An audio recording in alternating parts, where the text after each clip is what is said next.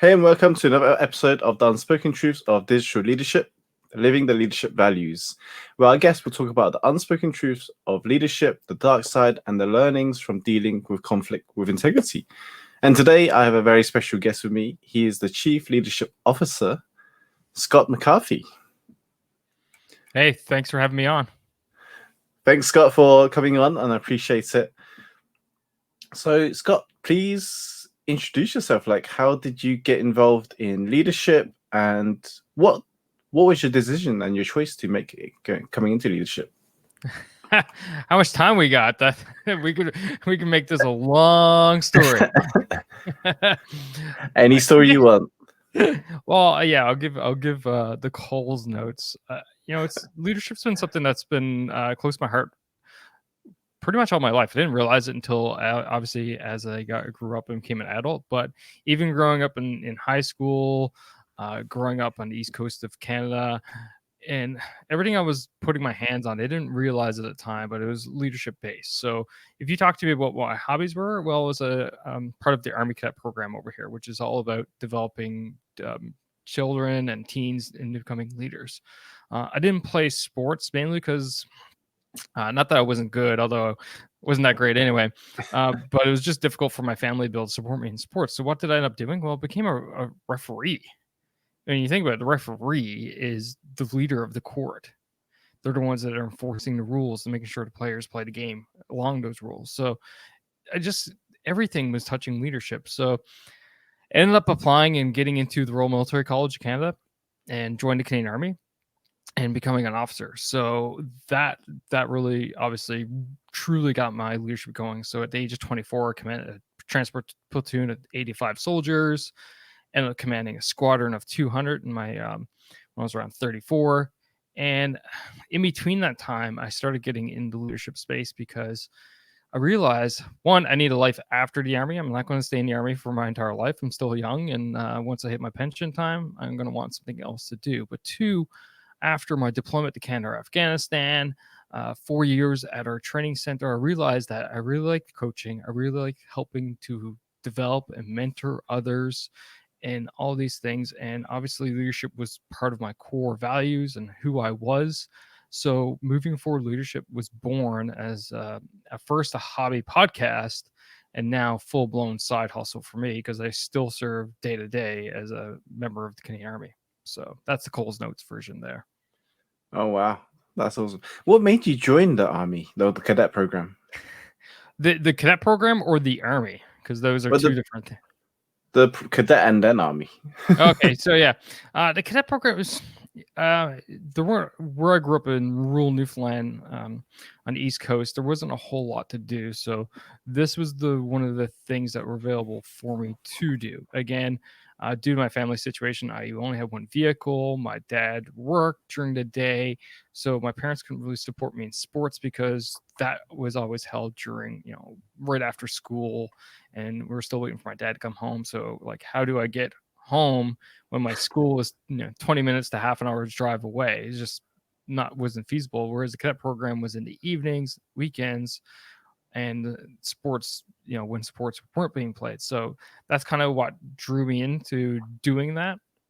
The Army, cadets obviously influenced it, but the funny story that I always tell was I was in grade 9 and the recruiting center came to our school to give a presentation, and they presented about the Royal Military College. And I said, that's where I'm going to go. I'm going to go there. Why? Because where I grew up, people did one of three things when they graduated high school. They either went and worked, they went to Memorial University of Newfoundland in St. John's, or they went to the College of North Atlantic in St. John's. Like, I want to be different. I'm going to go somewhere.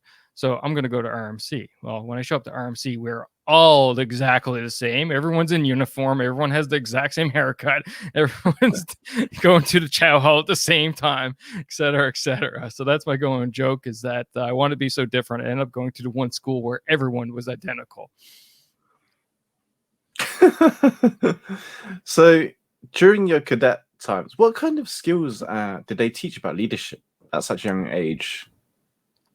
Actually, you think about it, they taught all the basics, all the fundamentals, self-discipline. You're responsible to make sure your uniform was squared away. You're responsible to make sure your hair was cut and all this different things. You get taught actually drill. So drills like those formations and movements and stuff like that. Well, that's all about discipline as well. And then the actual cadet program has its own rank structure. So as you progress through the program, you do get given responsibilities. You do get promoted, and then you get in charge of platoons of other cadets. So out of my four change years in the program, I ended up going up to the second highest level rank there within the program. Ended up being in charge of 30 odd folks in our local corps, and then being selected for staff at one of the summer camps and being in charge of another 20 or 30 people from all across our region of the country for that summer. So all the basics are there. You do get taught like leadership fundamentals such as lead by example, leading yourself, taking care of yourself, and all those tenets. So it was a solid foundation for sure. You touched upon leading yourself. What do you mean by that? Right. So out of my own podcast, my website, I talk about 3 domains of leadership. Leading yourself is the first one. So how do you take care of yourself as a leader? How do you, take care of your well-being, that being your physical health, your mental health? How do you go about being self-disciplined? How do you develop yourself? How do you continuously learn? Because as leaders, we need to be continuously learning. I often say the moment you become useless to your organizations, the moment you stop learning, because the world's always changing, right? We'll get off this call and literally you can check the news and the world might have changed. So if you're not continuously, leading yourself, i.e., improving yourself, keeping yourself at your peak performance, and that's the ultimate goal when you lead yourself, is hitting that peak performance with your mindset, your physical condition, your well-being, so everything is top notch, and you can make the best decisions possible, because that's what we do as leaders. We need to make decisions. That is all about leading yourself. And I can gladly go into the other 2 if you want to. Yeah, absolutely. Please do. The next one's leading your team. So leading your teams about how you take care of the individual people in your organization. Jane, John, Scott, Susie, Sally, all these individuals. So how do you take care of them as individuals? How do you build them up? The ultimate goal that you want out of leading your team is building a high-performing team. So how do you go about doing that? How do you select the best people and bringing them into your team? How do you hold your team accountable, the individuals? How do you break down the barriers? How do you resolve conflict? All these different things.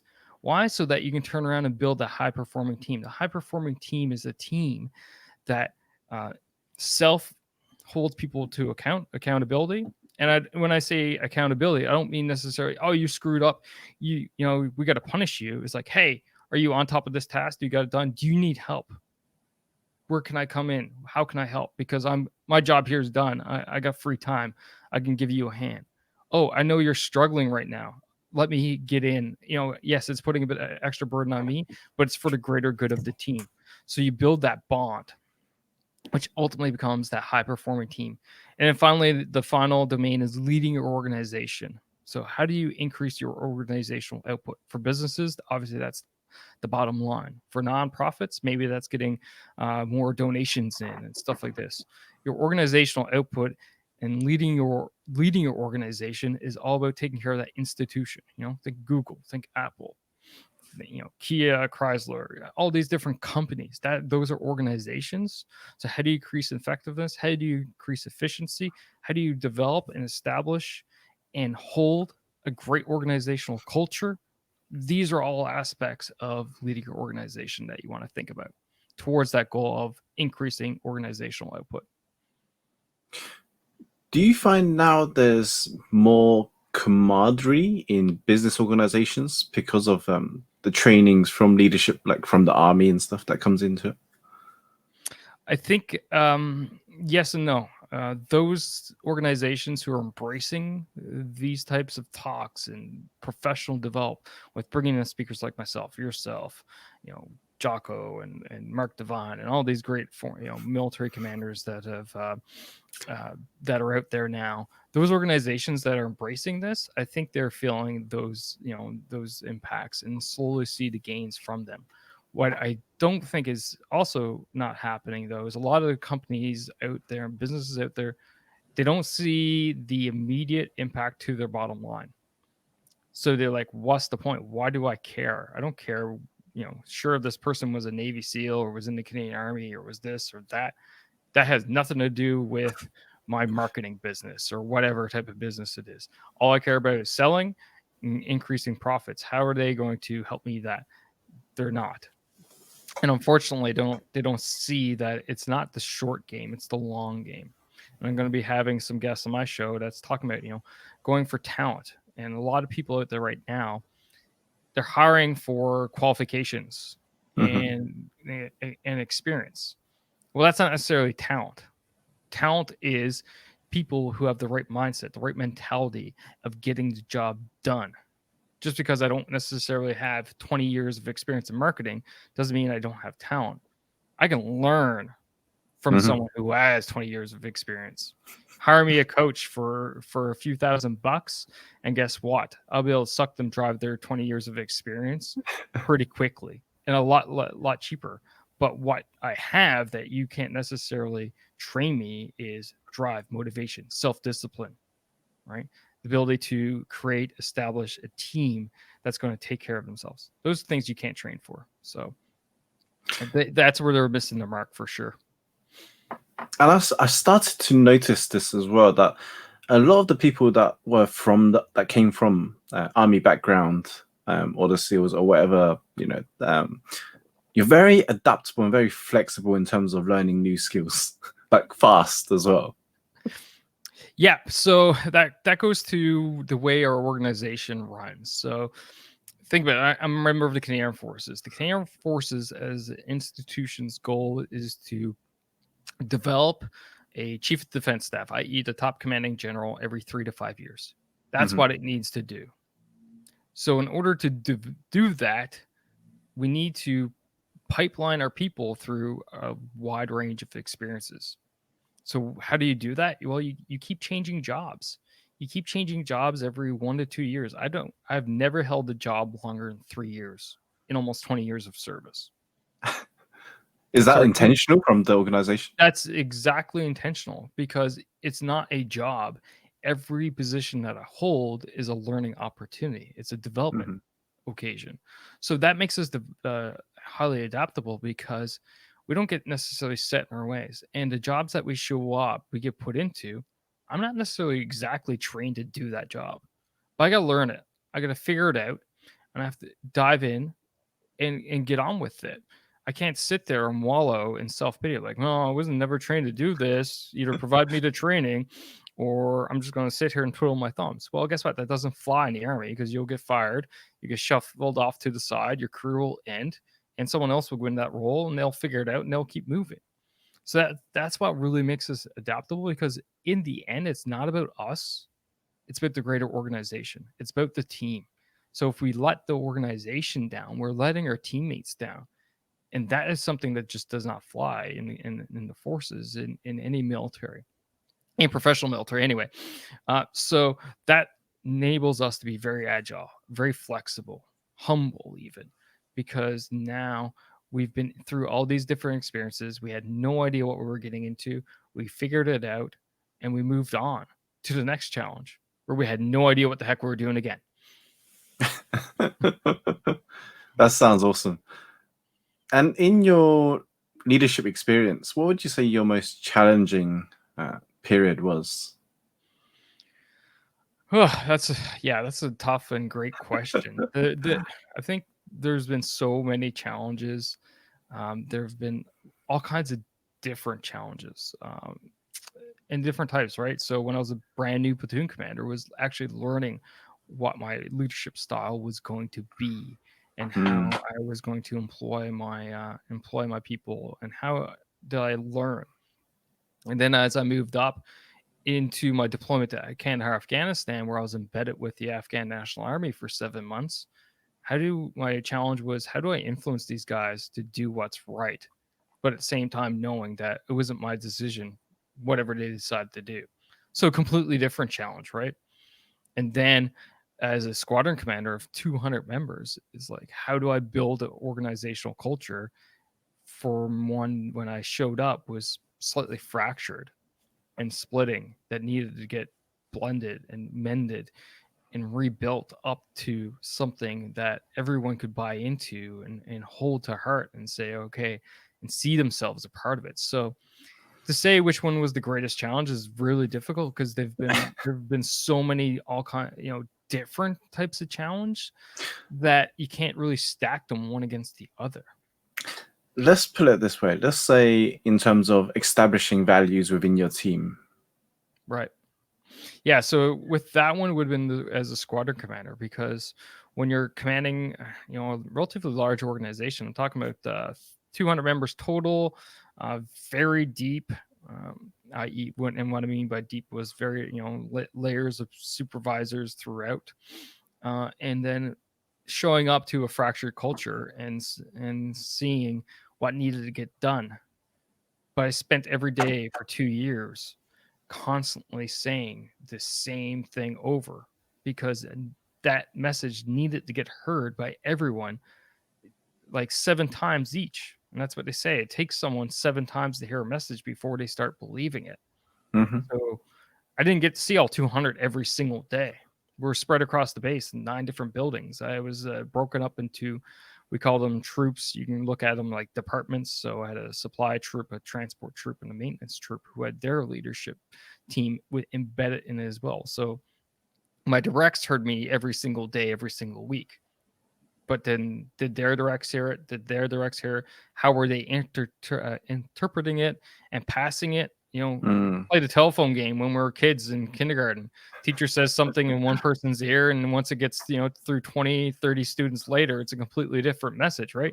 It could be Yes. like, I like bananas, and it shows up to be, England's a great country at the end. Yeah, that's true. Right. So how do you mitigate that? How do you, not necessarily cut the telephone, but get around it so that I'm in front? So I spent so much time out of my office, what we refer to walking the lines every week, sometimes daily, just out walking around, spreading the message of the organizational culture, the vision, the intent for the organization for 2 years. That was a huge challenge for sure. In the end, I think I was pretty successful. I don't want to sound too egotistical, but I felt like a lot of the team told me that yes, we got it. They were moving forward towards it, and we had a lot of great successes in 2 years. What was it like with communications? I assume that it has to be very clear and direct so that there is no miscommunication and no misinterpretations. Yeah. Communication is a problem everywhere and anywhere, right? Yes. We can have, think about it. So, not to try to get too emotional or anything here, but one of the number one reasons why married couples who see each other every day, who know everything about each other, the number one reason for marriage failures is breakdown of communication. Yeah. So it's the easiest yet hardest thing for us as human beings to do. So with that, there's multiple aspects that you need to take in consideration when communicating. One is, how clear is your message? How do you relate? How are you relating the message to the individual who's receiving it? Because the way I say something may not be necessarily how the listener who's listening to the show is interpreting it. So I need to understand how they interpret it so that I can relay my message in the way that they understand. And that means you need to change your style depending on the situation, depending on the person, even. So the way I communicate it would be always slightly different. If I'm just out, casually walking around, the way I communicate it would be a little bit different than if I had the entire squadron in an auditorium and I was up doing a big briefing or presentation or taking questions and answers. Yes, the core me is still there. Everyone could see that, but you're communicating in just a little bit different way. Now, when you're also communicating in a deep organization, there are times when you need to enable your subordinates to be able to put their take on what you're communicating as well, because they need to add value. I always harped on my off junior officers that if you're not adding value, then why are you there? What are you doing? Now, don't get me wrong. There are sometimes messages that are extremely hard to add value to, i.e., everyone show up at 10:30. Well, how do you add value to a message like that? That's just clean and clear. But when I'm talking about, okay, this is the organizational culture I want to establish for us. Well, how do you go about adding value? So you need to also deliberately give them leeway so they can communicate through their folks as well, because that's how they're going to establish their connection with their team, which is Mhm. also part of my team. So there's so many different facets and aspects you need to take in consideration. Again, your individual style, the location, the individual. I think this is the one that a lot of people misinterpret, is that they don't understand. They just communicate how they communicate without taking in consideration how the other person receives. And then finally, the last thing I would offer is that when there's a breakdown and something goes awry and you don't necessarily get what you're looking for out of your subordinates, then look to you first as the point of failure. Did you actually give clear direction, clear communication? Did you give them the opportunity to ask questions? Did you give them an opportunity to feed, to come back to it, come back? Was it understood by them? Did you communicate in the way that they need to hear it versus the way you feel like saying it? And most of the time, and I mean a significant most of the time, i.e., up around 90%, you're at fault, not the person who you are angry with, or that dropped the ball or whatever. It's most of the time it's a breakdown in communication on your end. So make sure you do that thought analysis before you start going off on the other person. And you touched upon the responsibility of fault. How would, and also conflict as well. How would you go about that if people miscommunicated, and they need to, to solve the conflict in a way? Yeah, miscommunication again. Like I said, it's one of the reasons for conflict. It's one of the reasons for relationship breakdowns, and I don't necessarily mean marital relationships, but like workshop relationships. Um, so one of the things that you need to do is everyone needs a breather moment, especially if tensions are high and Mm. frustrations are high. So just everyone take a breather moment. Maybe that's 5 minutes, maybe that's a half an hour, maybe that's a day or two. You need to realize how long that's going to take. And sometimes you can even ask that question, like, how long do you need to calm down for to not be so angry, to get your head squared away properly. And you can even do that yourself when you get angry. Like, okay, how long am I going to be pissed off about this particular issue? I'm going to be angry, half an hour. All right, cool. Give yourself half an hour. Done. After a half an hour, you're done. So, you kind of put that time limit on it. If you never ask that question, people would just stew on it forever. It's like, okay, it's okay. You're allowed to be angry. Go about, be angry for 30 minutes, half an hour, or an hour, a day, whatever it is. Now let's come back. Okay. Now, the most difficult thing with with conflicts is the need to actually eliminate the emotion around it, Mm. because conflict is an emotional thing. I believe it was I forget what the author was now, but he said that emotions are neither good nor bad; they just are. But the problem is that when you get in a conflict, especially in a workplace conflict, emotions will cloud the reasons for it. So conflicts usually occur, especially in communication, when one person states something and someone else misinterprets it the wrong way. Mhm. Right? It happens all the time. But normally, if it goes to a point of being a major conflict, it's because there's been a pattern, a history of this. So one person's been communicating in one way, and the other person doesn't interpret that way, but they communicate another way. And there's just been this huge disconnect to a point where um, it blows up. It blows up between them. So you need to first resolve that immediate tension, i.e., give them space, let them go away to cool down, come back, say, okay, now let's just look at the facts of what's going on in an attempt to eliminate those that emotional resentment that resides in both of these people, and allow them to actually look at the facts. Is like, okay, when I said I needed you here for 9:30, it was because the store was opening at 9:30. The fact that I didn't know you had to drop off your child and for school that day, that's on you, right?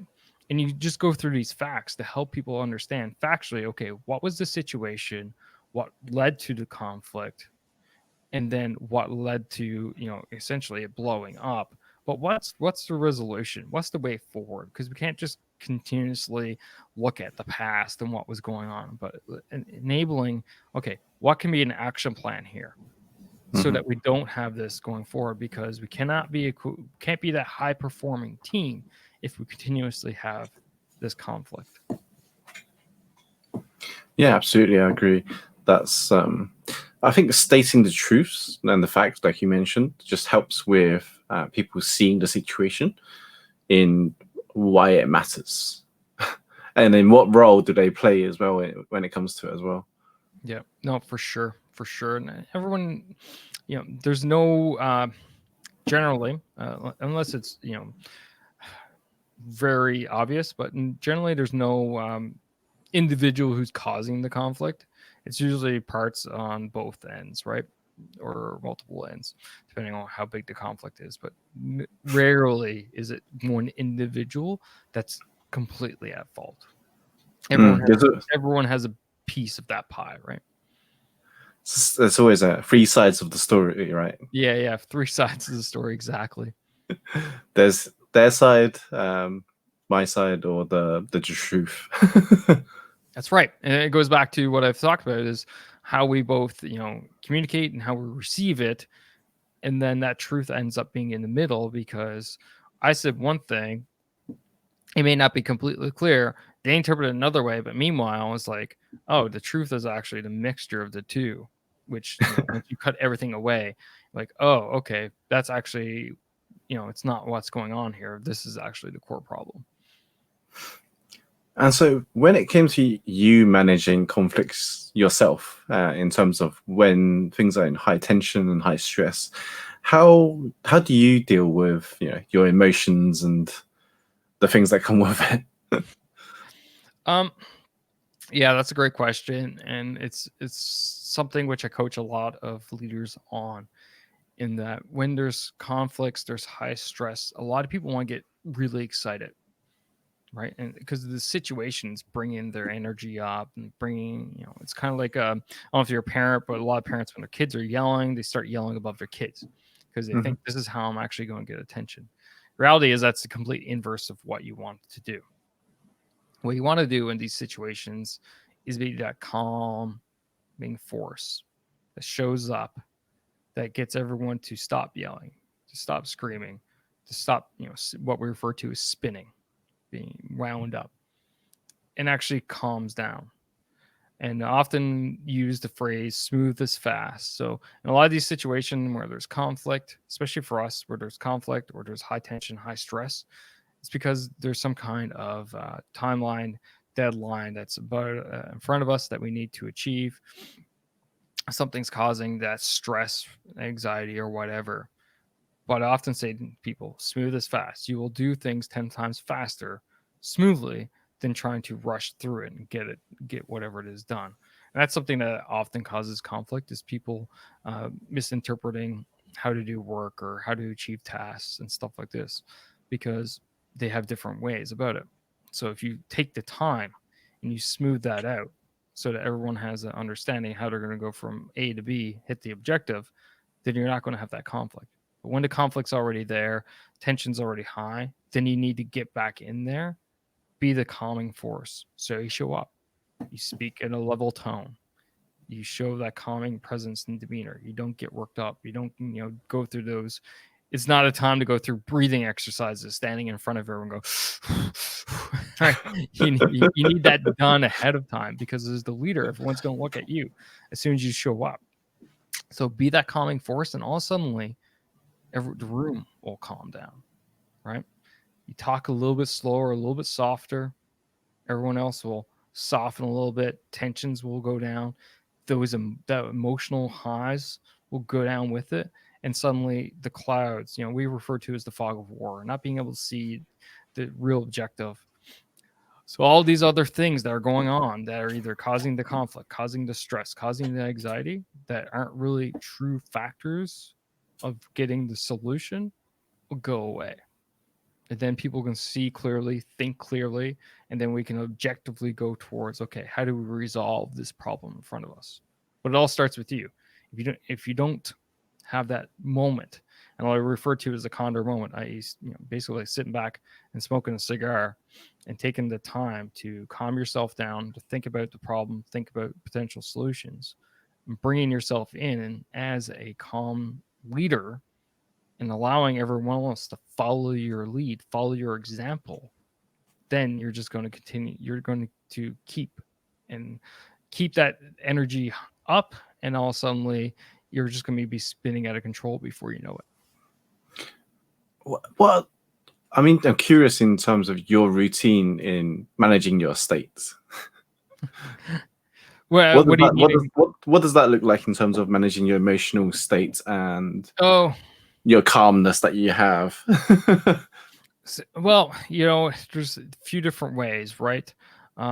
So for me personally, I often just tell myself internally, like, getting angry is not going to help the situation. Worrying, when I find myself a little bit anxious, worrying about something, like, how is worrying helping you right now? And then because I'm a really rational type person, right? So, like, it's not. So then why are you doing it? I don't know. Then don't do it. Roger that. Right?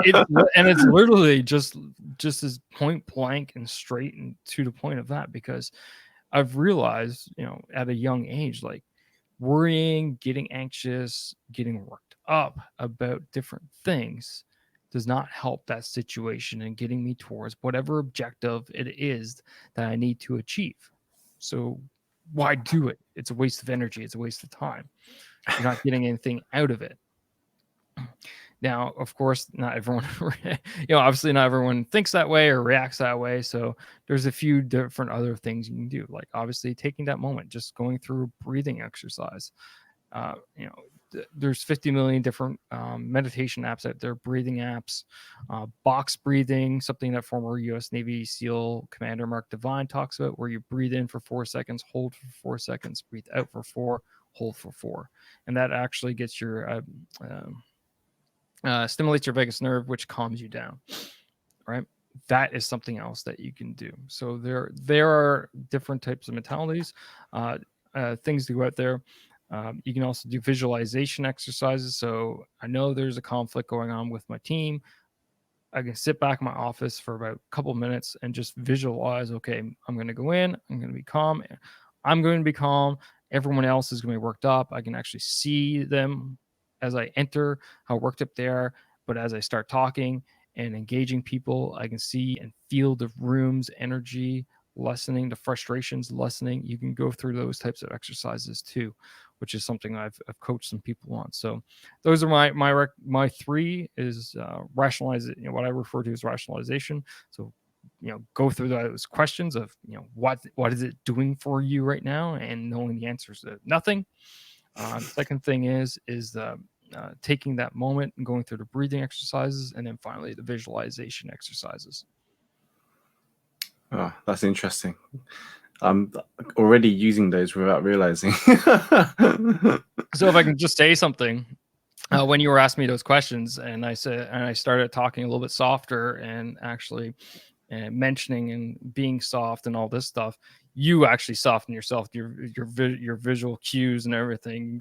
I could see it. You're like just a little bit more chill, just sitting in your chair, and the way you're looking at the screen.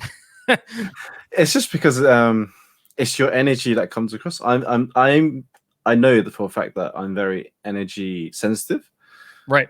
So I reflect a lot of the other person's energy. Yeah. So, and that comes across through how I see you, or the tone of voice, and just the energy that we connect through. Of course, this is now on via internet, but even then, I can still feel your energy in a way. Yep, exactly. For Just sure. just the sense of aura and connection that you give out, the way you talk, the tonality, maybe the calmness, that all comes through very clearly. Yep. And that's something that I've just noticed for myself. And I'm not sure, for the listeners, everyone's different, but it's finding one that works for you. And Exactly. I found the three that you mentioned about self affirmation words, self talking, Yep. the words that you talk to yourself about. Like, if you don't talk to your best friend like that, would you, would you talk to your friend the way you talk to yourself? That's the thing, I think, was the phrase it was. Would you talk to your friend, your best friend, the way you talk to yourself negatively? Right. And if the answer is no, then don't do it. Like, if Exactly. it's you wouldn't treat your best friend nasty or mean. I hope. And us as human beings, we're so far the worst to ourselves in comparison to how others like, and I've done a lot of work on this because growing up I had a lot of that self-doubt and negativity and self-esteem issues and stuff like that, which is normal, right? And Mhm. all teenagers go through all that crap, right? But Yeah. you work through it. Some people work through it better than others, and in the end, that first bit I talked about, or what I refer to as my personal rationalization, or self-talk, self affirmation, however you want to word it. So I got through those things. Like, well, was you know wasn't thinking like this going to do for me? Is that helping the situation?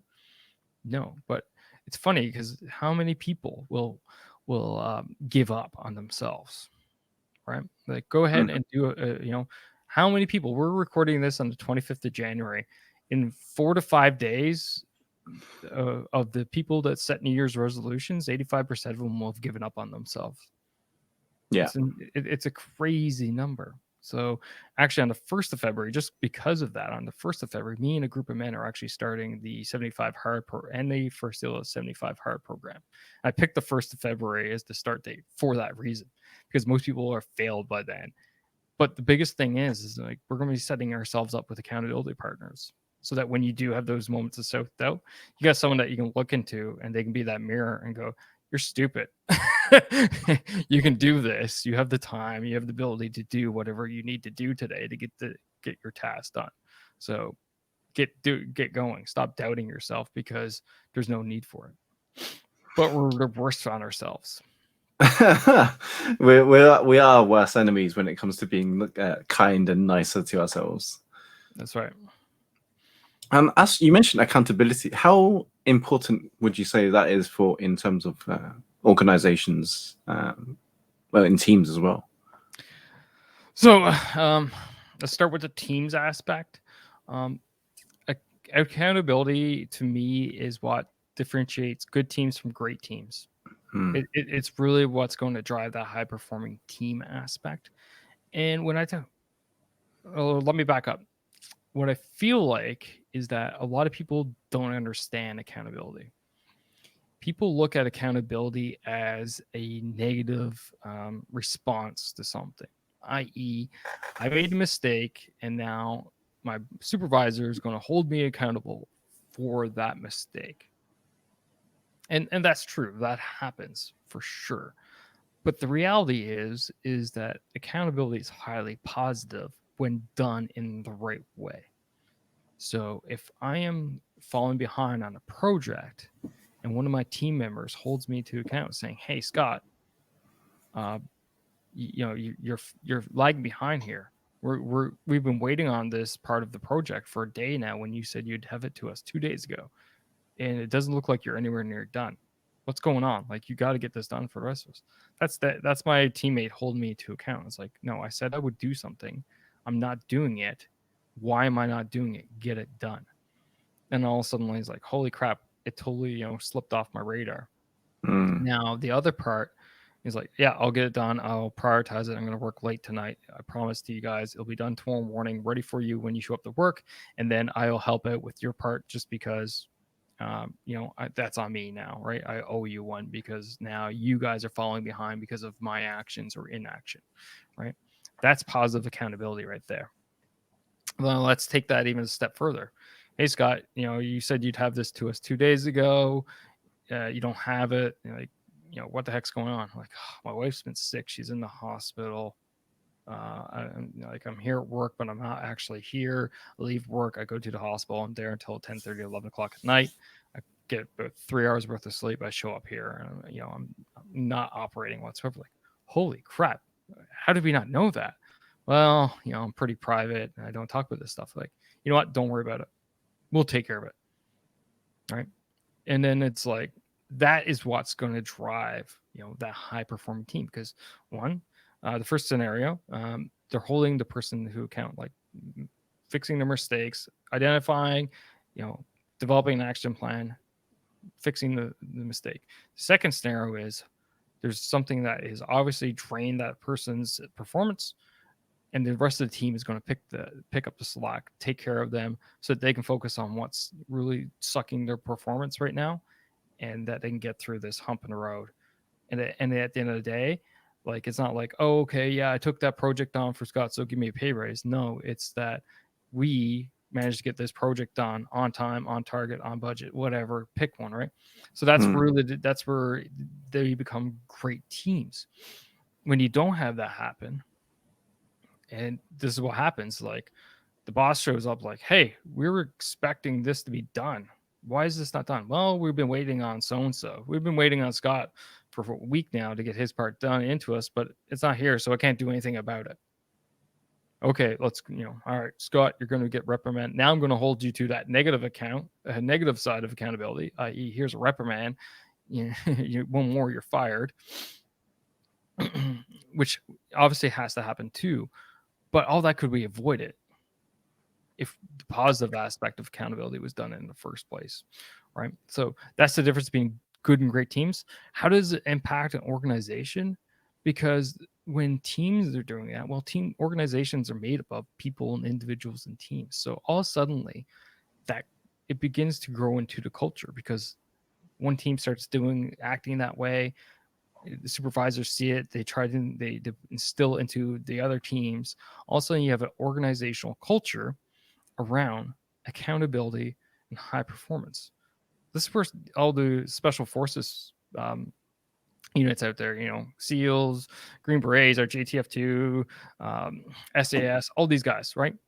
It's all around being high performing teams of accountability.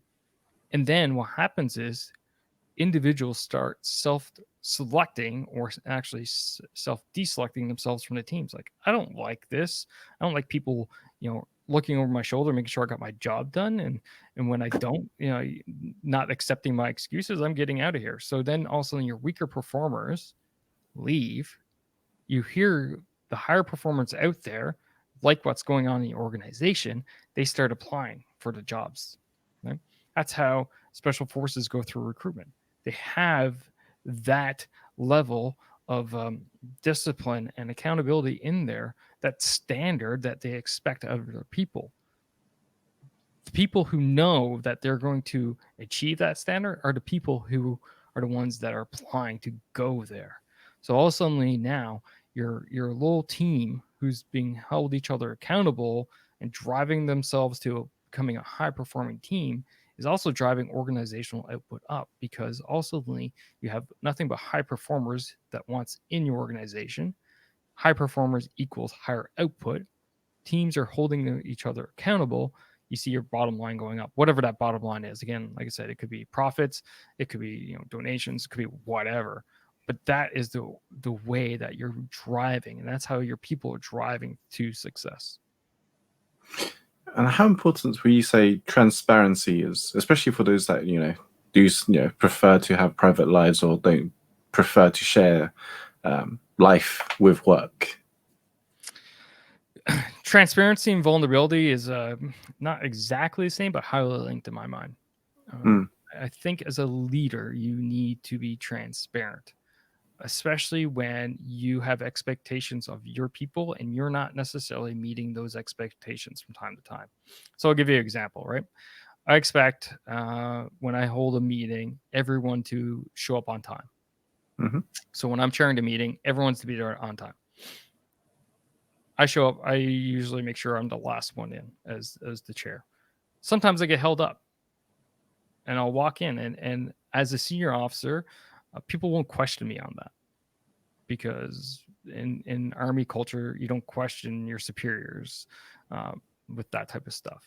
But I'll be the transparent leader. I'm like, sorry guys, held up, held you. You know, you guys been sitting here for 15 minutes waiting for me. The boss called me on a particular sensitive topic. We need to have a conversation about it. I don't owe them, sorry, that explanation. I don't have to do it. But if I expect them to show up on time and I don't show up on time and I had a reason not to show up on time, then I should give them that reason to be transparent at that moment. Why? Because now I am showing them that I am not better than them. You see, if I showed up and said, all right, let's go, meeting on, let's roll, they'll never have the question answered. Why was the boss late? Mm-hmm. And he expected me to be here on time. Well, I show up, I tell them my boss held me behind and I can't tell him no for this topic. So now I'm answering that question. I'm being transparent. The second part I mentioned was, being a bit vulnerable. And we humans, we connect through vulnerability. And leadership is all about connection. It's all about being connected with your team, your people. So you need to be vulnerable sometimes. So right now, and here in Canada, we're a couple of days away from Bell Let's Talk, and Bell's a big telecommunications company in the country, and they sponsor every year Mental Health Awareness Day.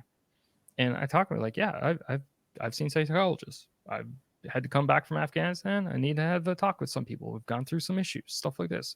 I'm being vulnerable. I have no issues. Why? Because it shows my people that yes, I am human. I go through these things too. Mm-hmm. At the same point, if you're going through these things, yes, go ahead. You have my support. I will back you. I will be there for you. Right.